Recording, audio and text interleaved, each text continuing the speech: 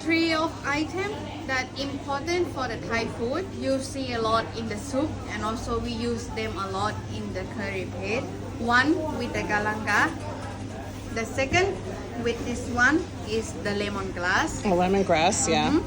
And then after that, this one, the leaf of this one, we call it kaffir lam leaf. Oh, Kaffir lam leaf, when you see three of the item into the soup, you don't have to eat them. And this one is called kaffir lime. For the kaffir lime, it's like lime, but it's not lime. We use the skin, we not use the juice inside, because the juice inside is give you with the bitter taste.